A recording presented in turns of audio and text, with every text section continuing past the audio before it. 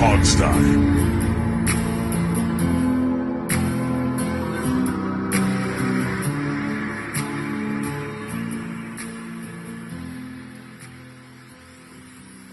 Hey everybody, and welcome to the Hogstye.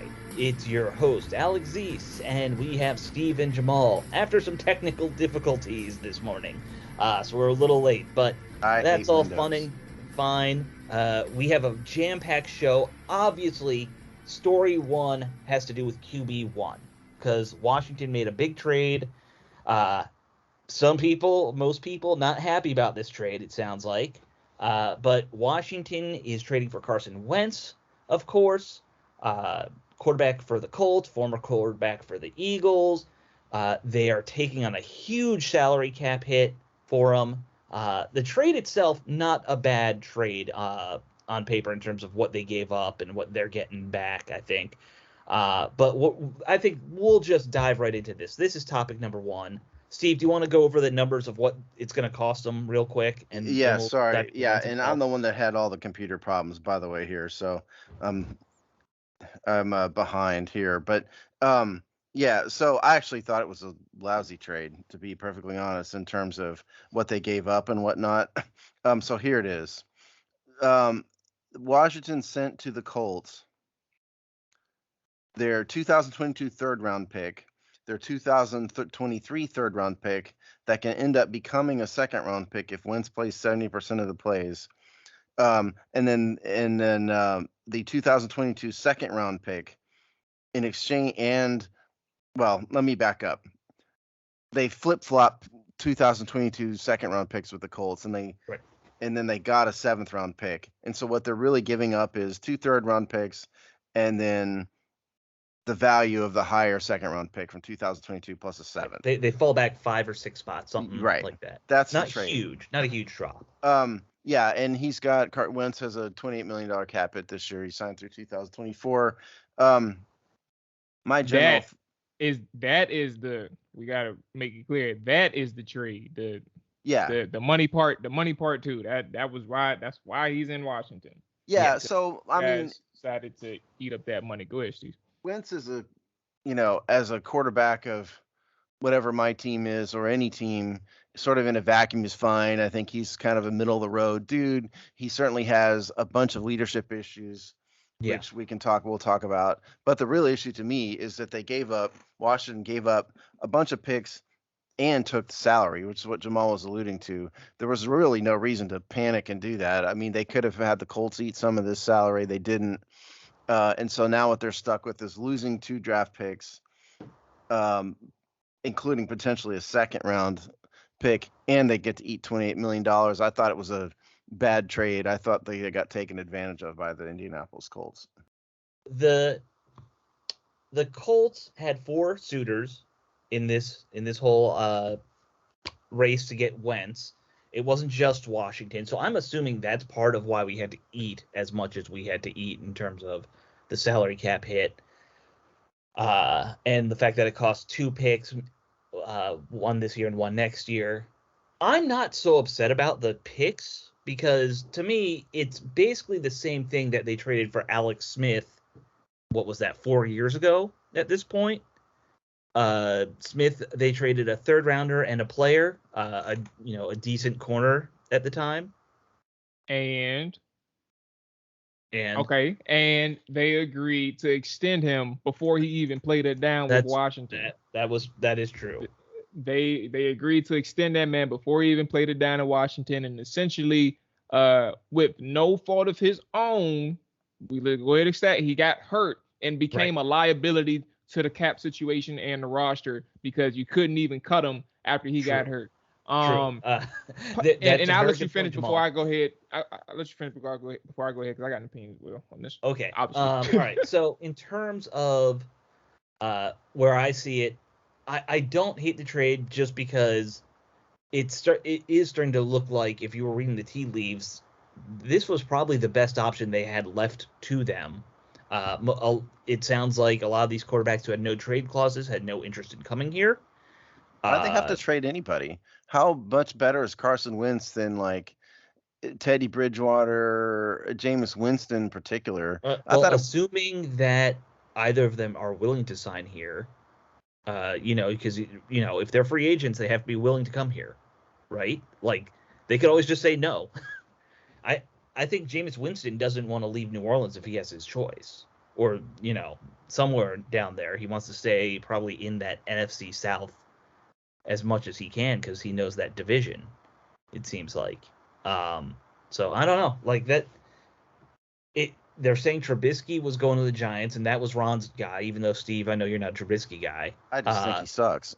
Yeah, but that was who Ron wanted, and he was going to go to the Giants.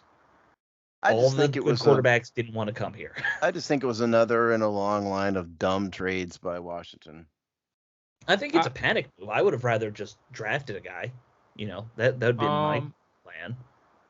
Yeah, I think both of y'all are onto something.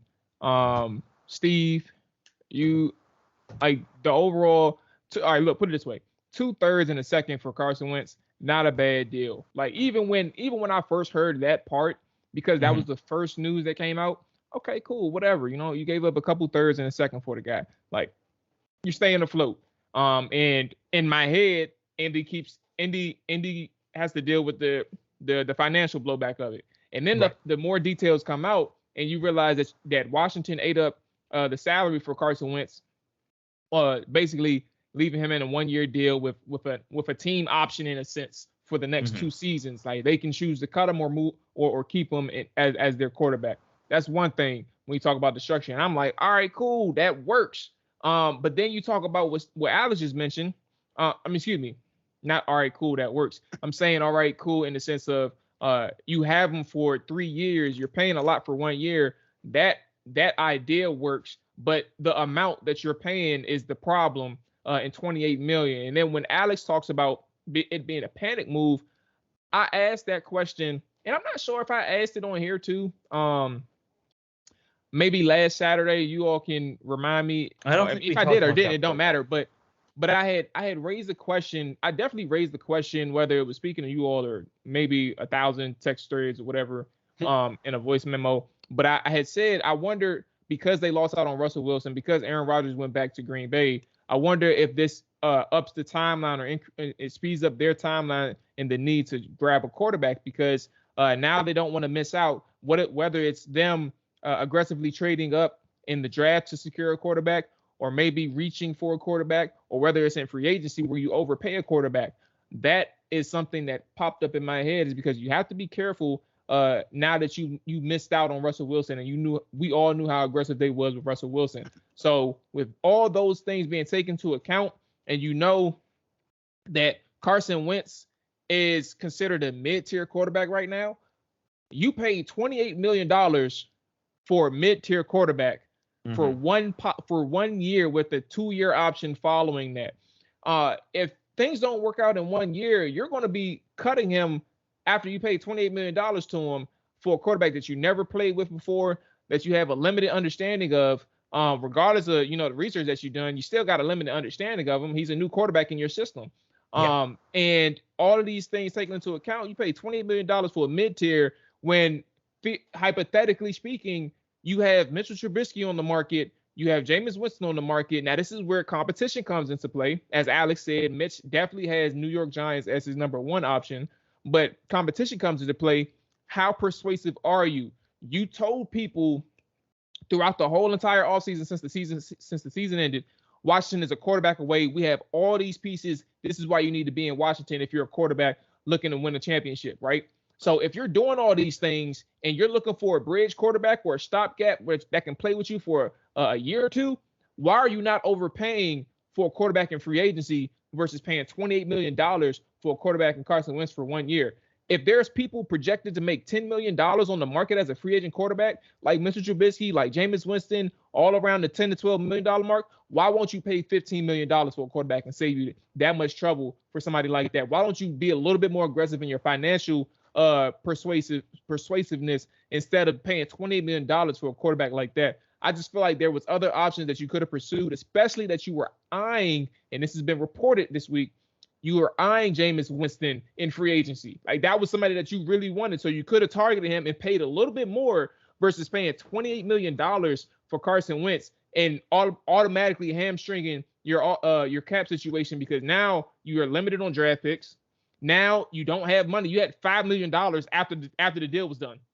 You had $5 million left. So now you got to make moves. You already convinced Landon Collins to restructure. Then you had to go back to him because now you got Carson Wentz and you get, all right, we need you to take less now, knowing that he's not going to agree to that. So it's just so many things that went like a byproduct of a bad deal. And it's just kind of crazy. Like, that it's kind of crazy. Well, so, you brought up also the Alex Smith deal, how we had renegotiated his deal. I'm hoping they don't do this with Wentz, just because he's a big risk, honestly.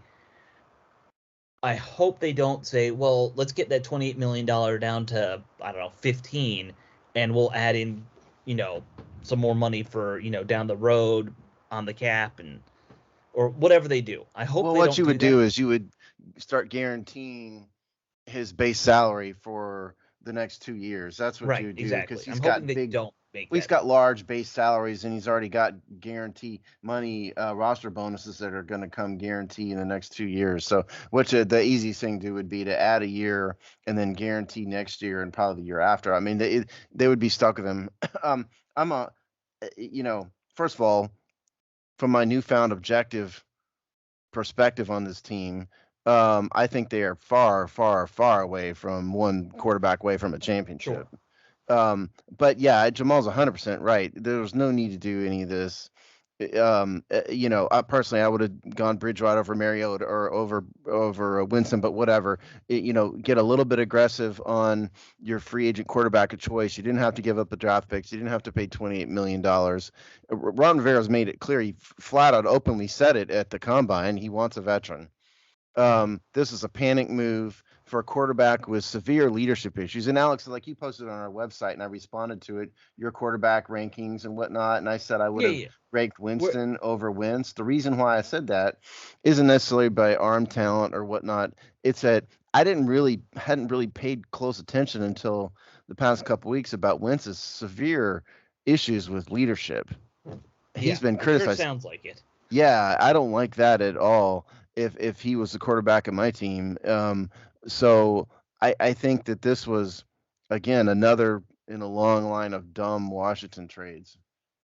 Look, totally I'm not going to sit here and necessarily say I like the trade. I don't. I just get, the scuttlebutt that you're hearing from the media is basically they're getting rejections left and right from guys who might be free agents. Listen, who honestly, who thought that Aaron Rodgers or Russell Wilson was going to end up in Washington? There was no reason to think that. Ron Rivera apparently did. Ron Rivera is hopelessly naive if he really thought that. That was never, ever, ever going to happen. That was not a realistic option. Sure, I mean, shoot your shot or whatever. I don't blame him for that. He should have done that. But realistically, neither of those things were ever going to happen, and they should have had a better plan B for their unrealistic plan A. I mean, it's like, you can ask the supermodel out on a date.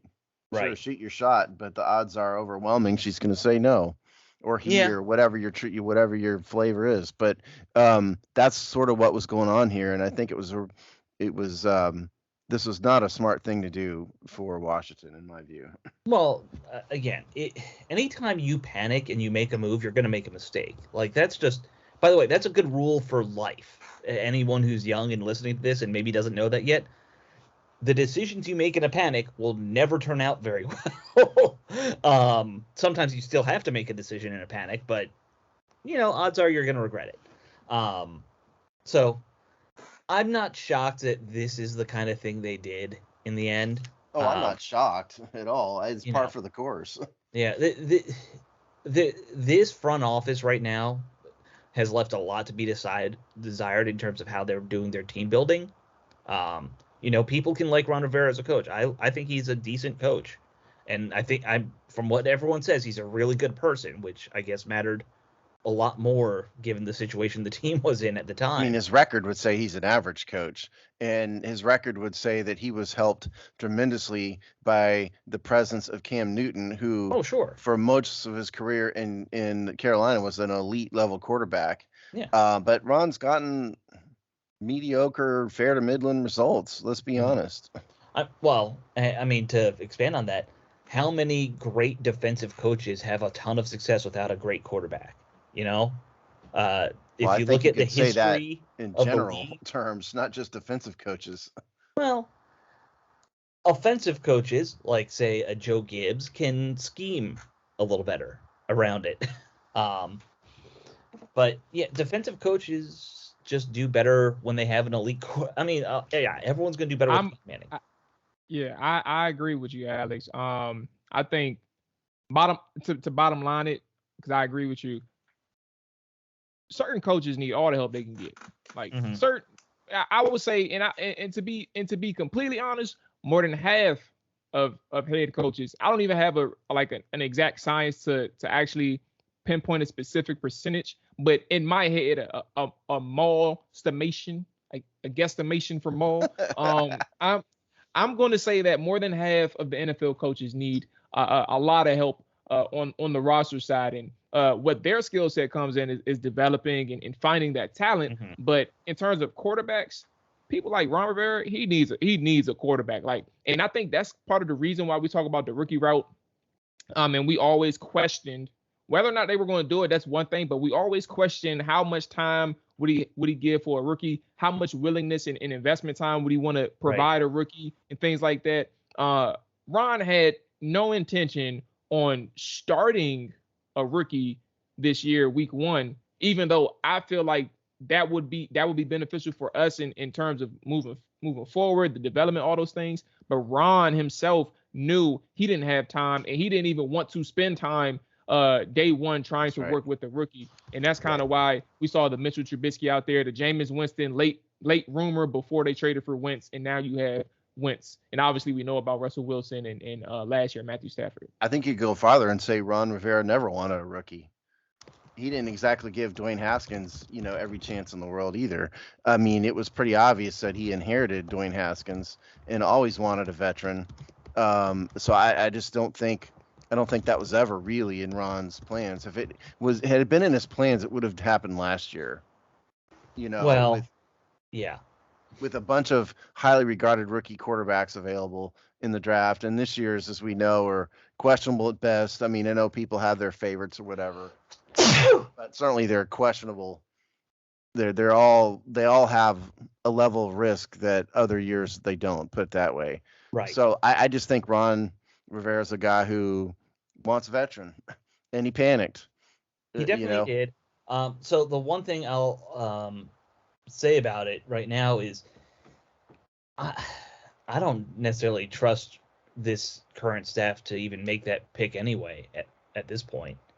Like you have, if you're doing things the right way, your window for, like you said, it was last year at the latest. At this point, they are now too late in Ron's career here to really start that process of let's get a rookie in and develop him and all that stuff.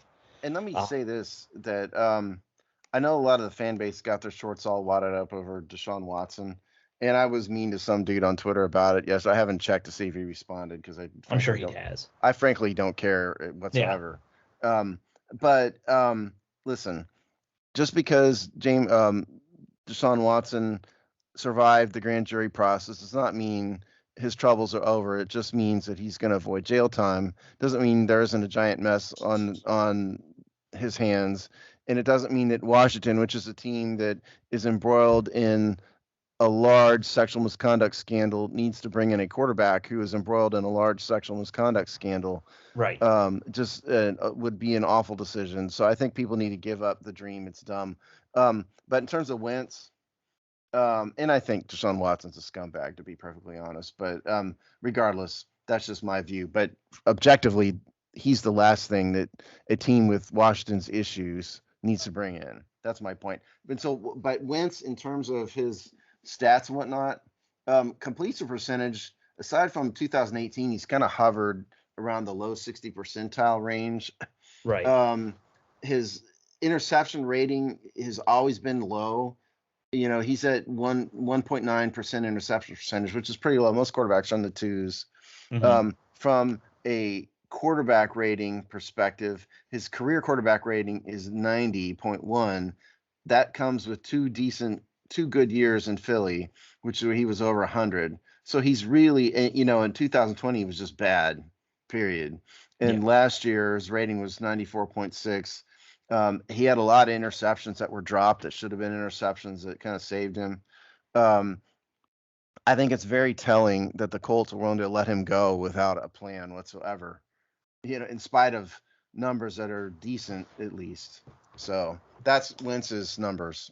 Yeah, I mean, I think everyone's pointing to that. This is his former, offensive coordinator who brought him in, and now they're letting him go. It's not a good look for him. The thing that I also find rather interesting about this whole situation is that he really hasn't said anything. And some people are like, well, he can't say anything. No, he can say stuff if he wants to. Sure. He just because it's not official, he hasn't had a press conference. Excited to come to Washington. Look forward to seeing you guys. Russell Wilson tweeted something like that out 3 seconds after his trade got announced. Well, and he's obviously a different situation. I mean, he's he certainly had to say thank you to Seattle. I mean, Wentz doesn't know anything to Indianapolis, but he could have said something to his new fan base, which he will, be, leading. Exactly. Which I find it very interesting that hasn't. I think Alex Smith said something, if I recall. Absolutely. Of course he did. Because Alex Smith is a good person. I'm not saying Carson Wentz is a bad person. Don't misunderstand. No, I know. I just think there's serious questions about his ability to lead an NFL team that I didn't really realize until I started focusing on it. The fact that you're going from Taylor Heineke, who, for all his physical shortcomings as a quarterback, great leader. Now you're going to get a guy who's an elite physical quarterback and serious leadership questions. So if I were Washington, I would want to hire the guy who made Frankenstein and take Taylor Heineke's head and dump it on Carson Wentz's body. Yeah, can we get Ben Carson to do some neurosurgery or something? Yeah, put one's brain exactly. in the other. That's what needs to happen because it's kind of we all can't have it all except me. Of course, I have it all, but I mean. Taylor has got the head and leadership qualities and intangibles of a great quarterback. He just doesn't have the physical components, and whereas Wentz is kind of the opposite. Yeah. So the other thing we have to talk about with this whole trade is, of course, you mentioned the cap room early on, Jamal. They've announced they're letting Landon Collins go instead of restructuring him, which was, I guess, Plan A. And then they came back to Collins, and he said, "No, I'm not taking even less." And so they're going to let Collins walk. So that'll save them some money. At least it gives them some room to make some moves. Nothing big though, because I think, Steve, we talked about it. Collins only saves them about $6 million, right? Yeah. Round numbers wise. Well, you could reorganize it. They could have restructured this deal where it could have been more. But yeah, cutting him is not solving the federal debt crisis. No, it helps, but it doesn't. It doesn't give them enough to make all the moves they need. There's a couple other guys on this team. They're going to have to, not cut necessarily, but definitely get them to restructure. Eric Flowers has a $10 million cap hit right now, and I think only 1 year left. So that's an easy one, I think, to at least go to and say, hey, we'll extend you. You take less money, up front here. That helps them. Matt Ioannidis, same kind of thing. I think he's got an $8 million cap hit and 1 year left. And he's kind of in that spot where if they wanted to cut him, it would net him $7 million. But I don't know if they want to create another hole if they don't have to. There's 3 or 4 guys they can make moves with if you look at the roster and the salary cap and all that, just to make some more space for free agents because free agency is gonna they're gonna have to go through free agency now. Well, don't forget also, I mean, the draft. The draft picks cost money. Yeah. I don't think I've put yet. Let me see if I put in my chart to. What the projected cost of the draft is? Yeah, I hadn't done that yet. Yeah. But I mean, you're looking at, I would say 10 million just to be safe. Roughly, probably, maybe a little less. But yeah, that's so they'd have to create. They're basically totally out of space. That's what it means. So one thing about the draft, in this whole trade. Obviously, now quarterback's not a priority. There's a lot of talk amongst the fan base about that they should trade back from 11 now, maybe recoup some picks. It might even make sense to argue if you trade back from 11, you're not going to have to pay as much money to that first round pick. Because, it is slotted how much you pay based off of where you pick. So, there is an argument there too. If you trade from 11 down the 20s, you're talking about what, 4 million versus 2 million or something like that. I don't know. I mean, I've never been a huge fan of trading down in round one.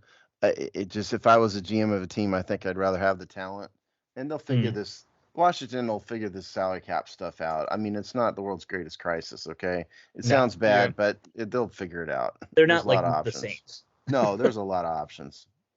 Hey, the Saints. I was literally about to say, Alex, it's funny because the Saints is finding their way too. They earlier today, because we're recording on Saturday. Earlier today, they just restructured. What's his game? The cornerback.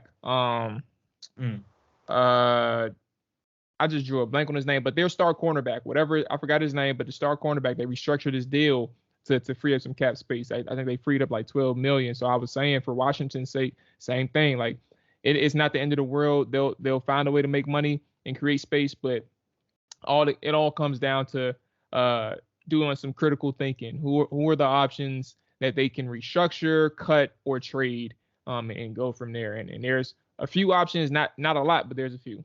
I mean, the Saints got super creative a year ago. I mean, don't forget that they took Taysom Hill's contract and added 4 voidable years to it. And they did.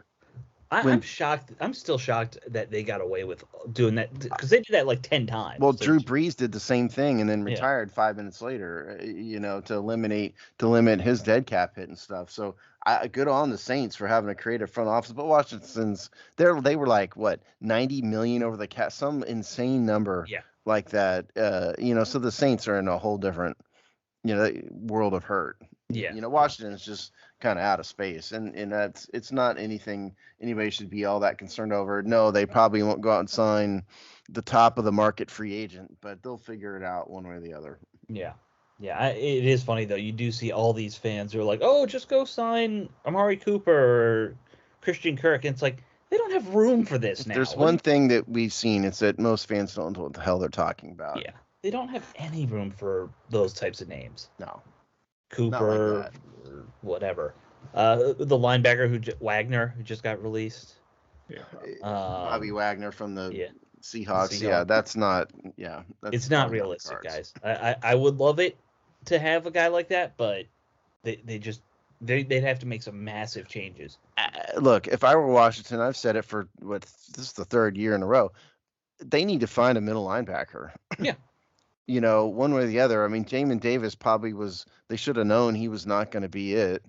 Right. I personally, again, I still think they should have drafted Isaiah Simmons over Chase Young, 2 years ago. Mm-hmm. But regardless, if I were in charge of that, of Washington, middle linebacker would be my number 1 priority at this point, I think. Yeah.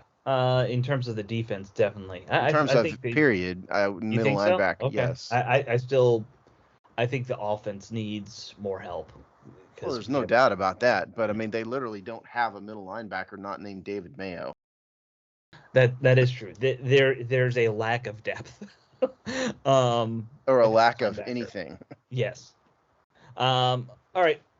Why don't we, since we're starting to talk about position group stuff, I know we don't have middle linebacker as our draft preview, but tight ends is our first draft preview we're doing today. Yep. So why don't we get into the draft and talk about some tight ends? And who wrote this? You wrote it, Steve. Did. Yeah, so the tight end group's a little different this year. There isn't an elite talent. There's not like a Kyle Pitts who's standing, or OJ Howard who's like the clear standout. There's really not a what most analysts consider a first round draft pick in this group.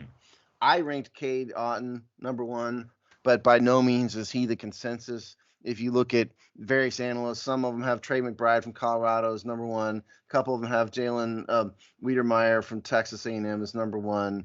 There's a wide range of opinions on this. But the names, I think, if you want to think tight end, well, first of all, what Washington has is Logan Thomas, who's 31 and coming off an injury, and then they've got John Bates and Samus Reyes, and that's it. So certainly the team needs a tight end one way or the other, whether through draft or some other means. So Otten, 6'5", 247 out of Washington, University of Washington. He, I think, is certainly projected to be a quality starter, can play every role. He's not limited to an inline tight end or a joker role. Decent hands, good but not great route runner. So that's Cade Otten. Trey McBride, Colorado State, 6'4", 246. Another guy, starter. Both of these guys are projected to be rounds 2 or 3, by the way.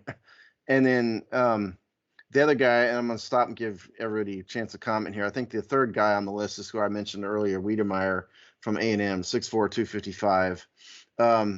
He's viewed as more of a joker tight end because of his pass catching ability and his good but not great blocking ability. So I think those are probably the top ones. But again, there's a lot of a variety of opinions about this group. So thoughts on that before I continue? Yeah, well, I mean, I think you're probably right. They see Bates as their blocking tight end, so if they need anything, it's another joker type to go behind Logan Thomas. I think that's pretty much how they're gonna look at the roster. Yeah, I think that's a safe assumption. I mean, all these guys, and looking down the list, almost every tight end on this list has the prototypical 6'6" to 6'4", 240 to 250 range. Like, they're all the same body, right? Like, it's not like you're coming in with anyone who's like a little leaner. Because when I think of a joker tight end, I think of somebody who's like 230, 220. The only guy who's different, not in that mold, is Oquanwo, if I pronounce his name right, from Maryland. He's 6'2", 238. Right. Fast dude. That's different. But yeah, all the rest of these guys are kind of the same. 6'4", between 6'4" and 6'6". Your more traditional tight end build. Yeah, and by the way, when I say joker, it's the same thing as like an F, if you want to refer to it, by the alphabet letter. It's the same thing. It's a wing, really, more than a tight end. Yeah, right. Yeah. Some other names: Jeremy Ruckert from Ohio State, 6'5", 250. Third or fourth round, probably. Again, Ohio State guy, a lot of experience in big games and whatnot. Also, probably means he's just a 5-star recruit whenever he came out. Yeah, probably. Isaiah Likely is well liked, interesting guy. He's thought of more as a joker tight end, 6'4", 245, Coastal Carolina, which is our old buddy Sean Conti's alma mater, if I recall. Yep. He ran a little man play DB for Coastal. Likely play DB. No, I was saying when we were talking about Coastal, I just said shout out to Lil K. That's one of my boys from around the way. He plays DB for Coastal Carolina. Oh, a friend of yours. Okay. Yeah. Gotcha. Likely is the joker tight end, in the NFL. Greg Dulcich, 6'4", 243 from UCLA. Probably 4th, 5th, 6th round pick realistically. He's one of the few. A lot of these tight ends didn't run in the combine, didn't do drills. Oh, really? The measurable. Yeah, a lot of them didn't. But he did. But Dulcich did. 4'6", 40, 16 bench press reps. 34-inch vertical leap. Jake Ferguson, varied opinions on him. Good route runner, 6'5", 250 from Wisconsin. More of an inline tight end. Another guy who did the combine, ran a 4.8, which is slow. Yeah. But not by traditional tight end standards, probably average. And then last couple names here: Charlie Kolar, 6'6", 250 from Iowa. Cole Turner, 6'6", 246 from Nevada. Turner, incidentally, is another pass catcher. He's a little lean for his size, and so he's not known as a blocker. So if you're looking for a pass catcher, it probably is. And a couple other guys here: Jelani Woods from Virginia, who the locals probably know, and who I mentioned before, Oquanwo from Maryland. And so it looks like both of them actually had really good 40 times, relatively. Yeah, by relative, Okwano in particular, 4.5, almost a Yeah. 4.5 flat. So that's probably the group. Typically not more than about 10 tight ends ever get drafted.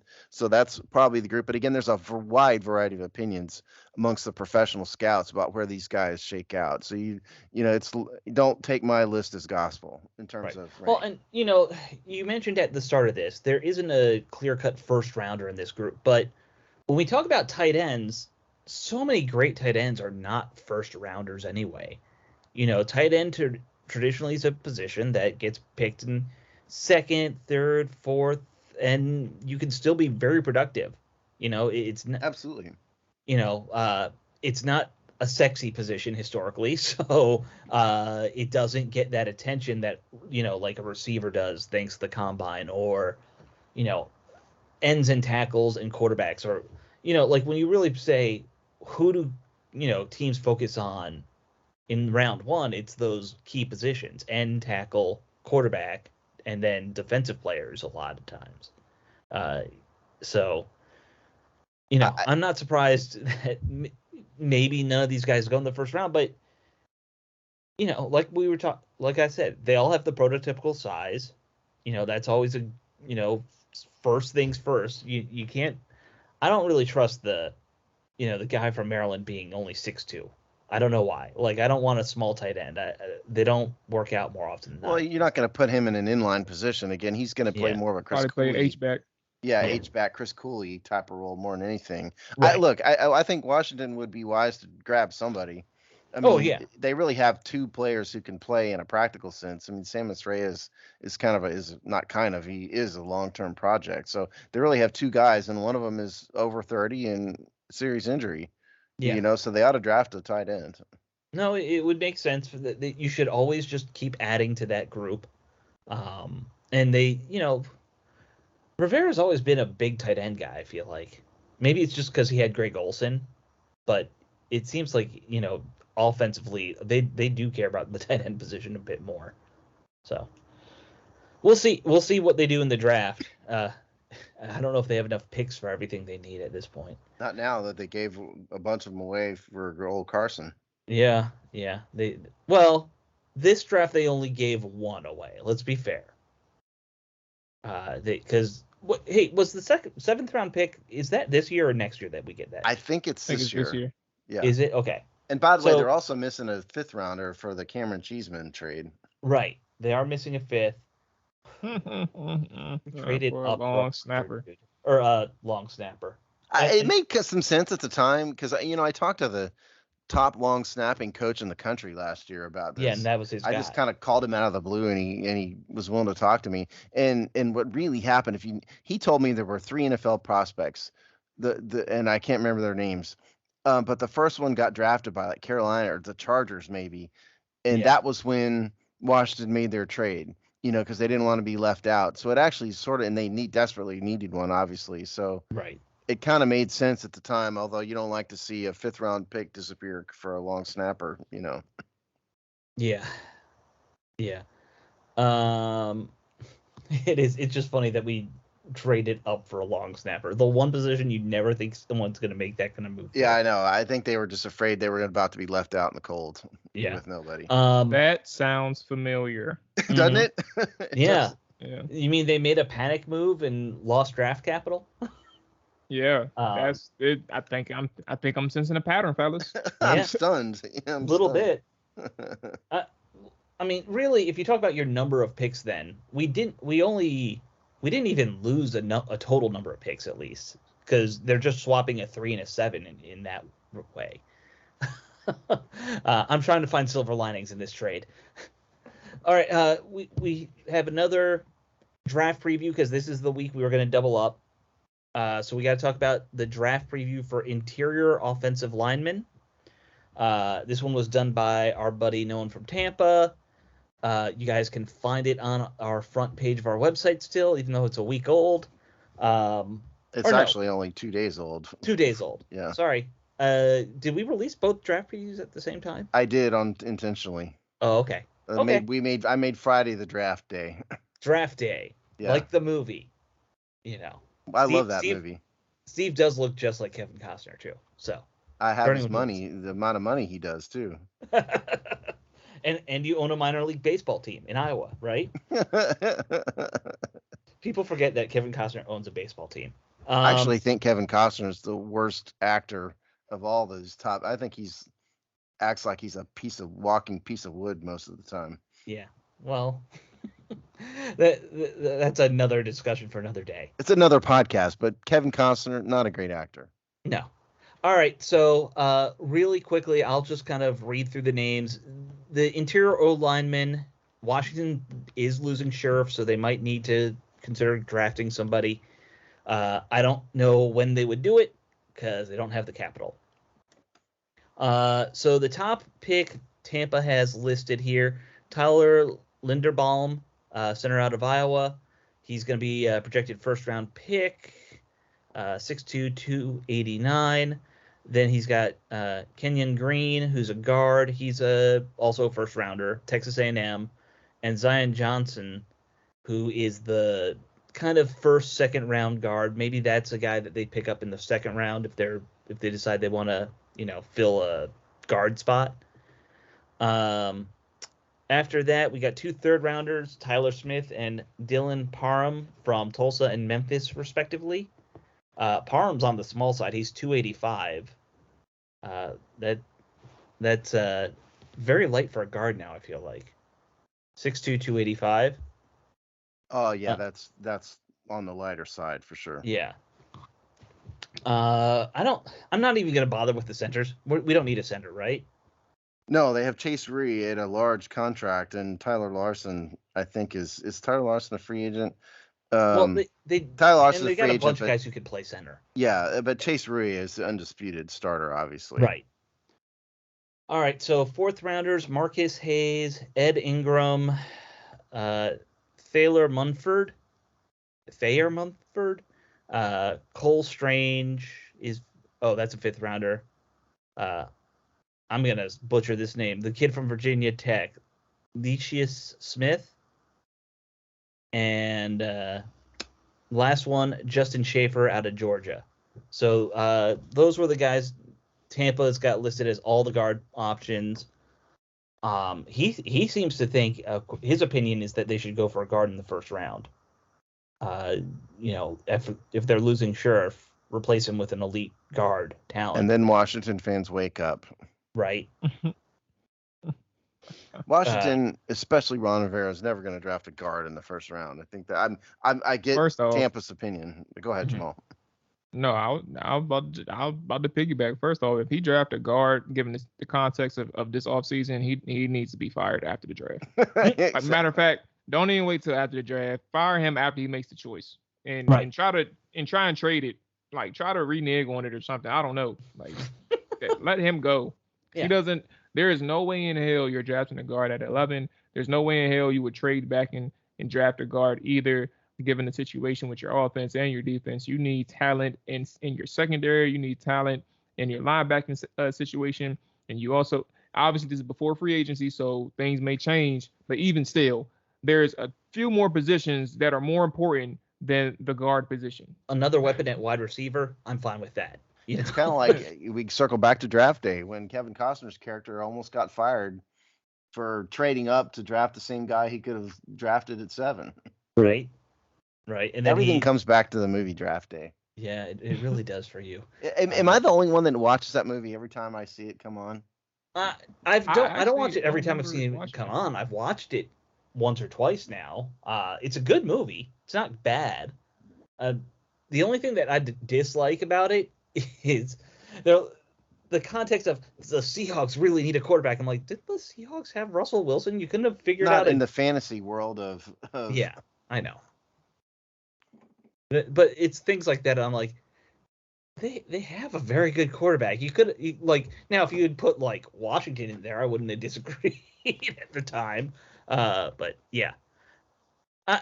What about in the second round? I could definitely see him going guard in the second round this year. I think it's generally speaking for any team a decent idea to always continually draft some linemen every time. Yeah, but particularly, I think for Washington, when they're almost assuredly going to lose Brandon Scherf, and so you're going to be down a right guard, left guard.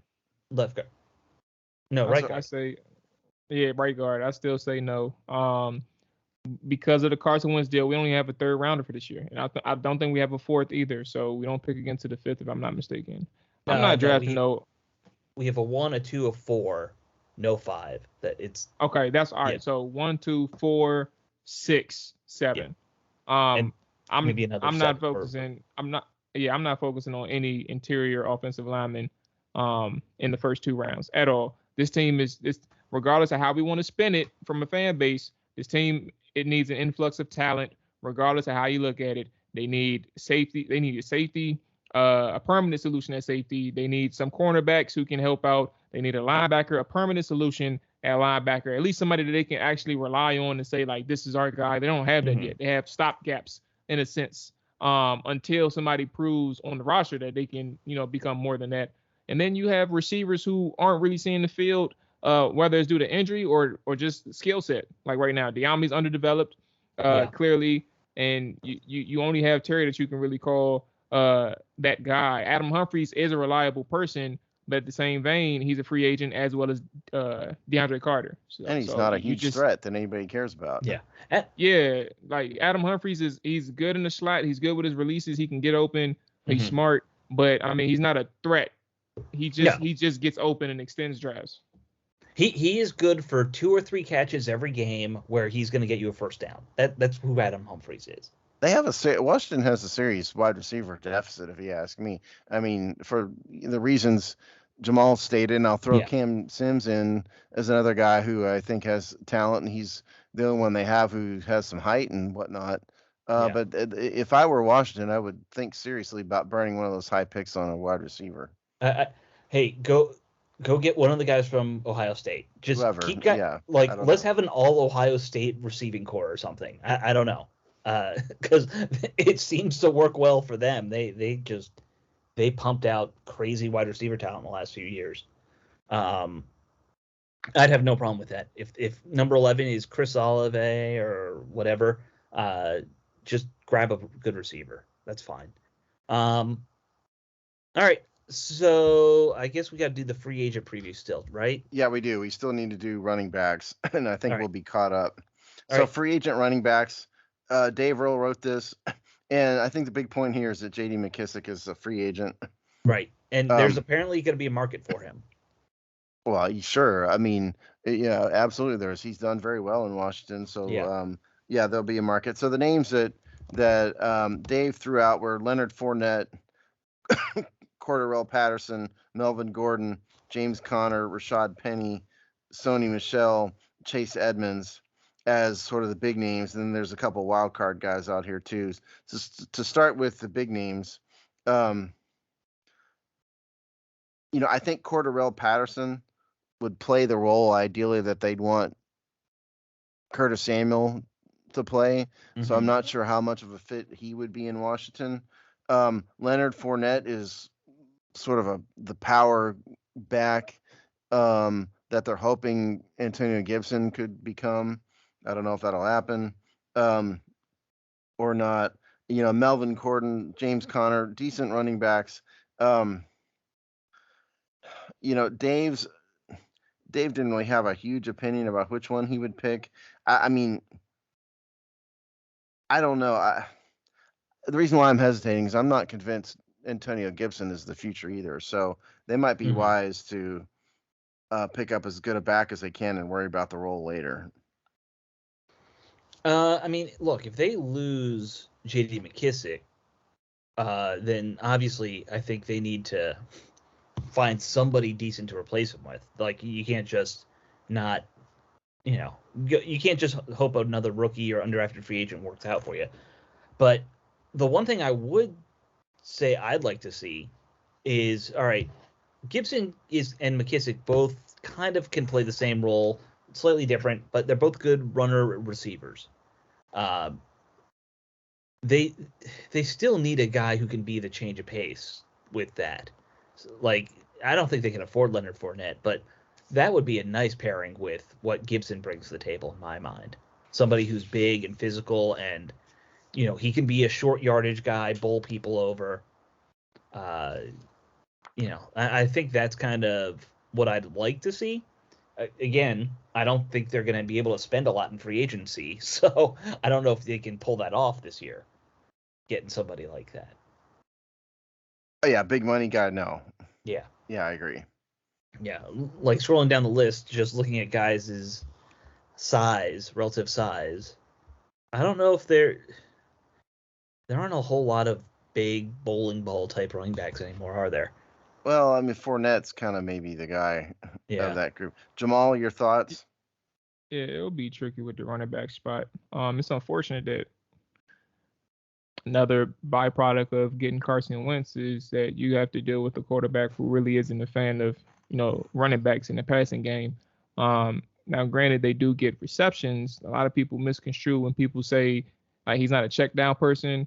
Doesn't Right. mean he never hits the check down. He hits it, but in the same vein, he's not. That's not something that's in the forefront of his processing. Like he doesn't look at the running back. With that being said, it's unfortunate because J.D. McKissic is a really good back. He was a really good back for Washington, but now a byproduct of the Wentz deal is that if McKissic is smart, he wouldn't come back to Washington.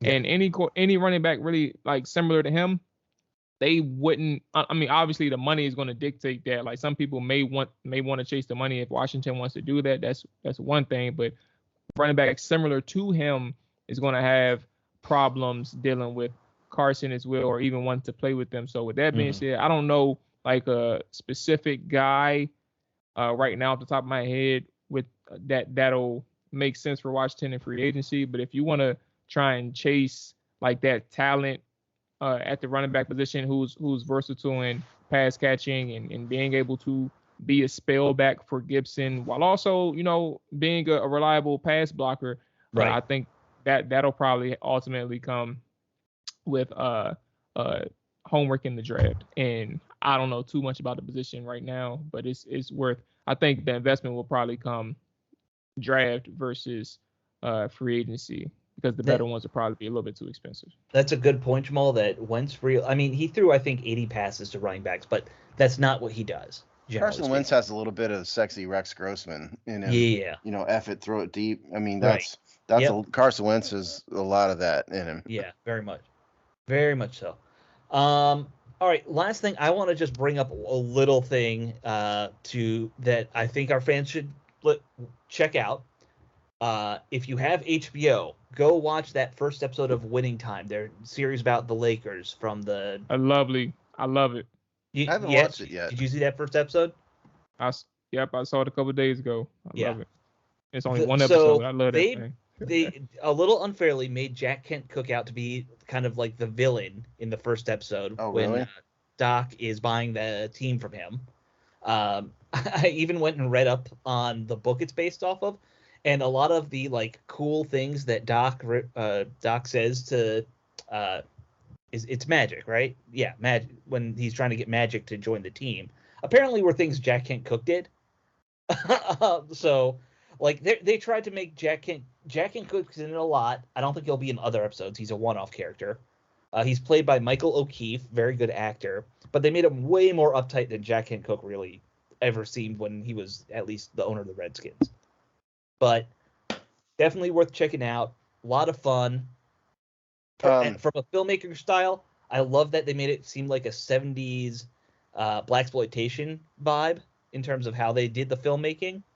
But worth checking that episode out. I haven't seen it yet, so shot. Yeah, well, I haven't seen it yet.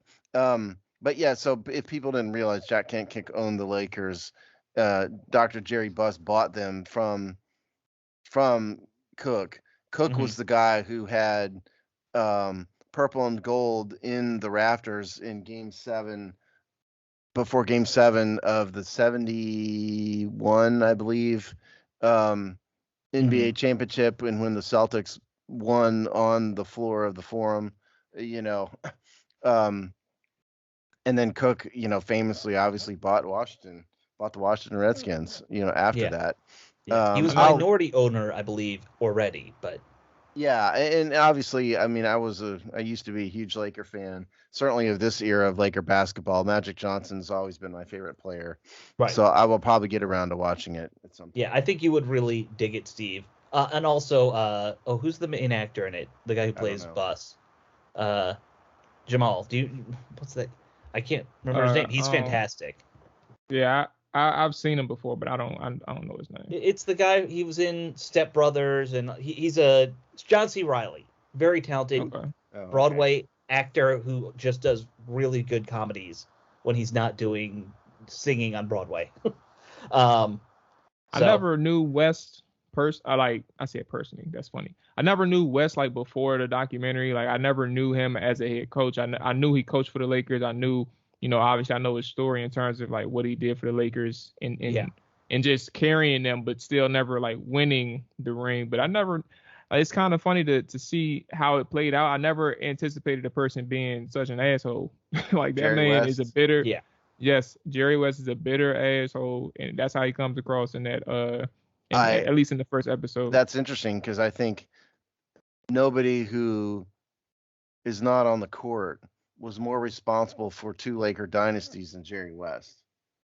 Well, doesn't mean you aren't an asshole sometimes. No, Grant, I'm not saying that. I just he's nobody was more responsible for both of those dynasties who wasn't a player than him. Right. He's the one who got Shaq and Kobe to LA in the 90s, drafted Magic, brought James Worthy. Right. Jerry West, if you're a Laker fan, Jerry West is a hallowed He's synonymous name. with that team. I mean, he spent, 30, 40 years with that team. Yeah, and they kind of mistreated him and shuffled him to the side eventually when the ownership and Jerry Buss died and they, a bunch of ignorant children took over and kind of ruined the team. And then Jerry West kind of got gone at that point. But he's a venerable name for Laker fans. Yeah, of course. I mean, he would be up there like he's kind of Charlie Casser, not Charlie, Bobby Beathard. Yeah, Bobby Beathard would be a good comp. Yeah.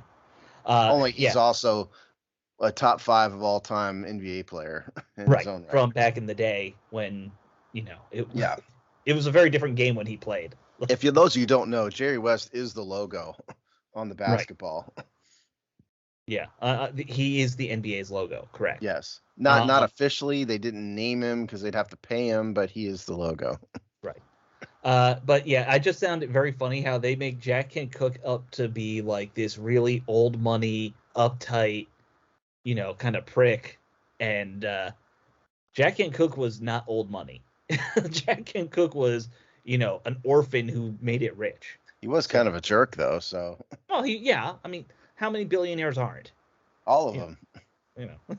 Dan Snyder's probably the worst one. Yeah. But Jack Kent Cooke also was bombastic. That he had that going for him. Yeah, he was, for Redskins fans, he might have been kind of a jerk, but he was our jerk, so we loved him. Right. And he was a little crazy, and And he had a nutty wife. Which one? He had like 7 wives. That's true. Yeah. He had multiple nutty wives. Yeah. All right. So I'm not going to spoil it and talk about the show, or I think Steve, you'll want it. I think I know what happened. I know, but it's still entertaining. Okay. All right. We will talk to you all next week, though. After that, later.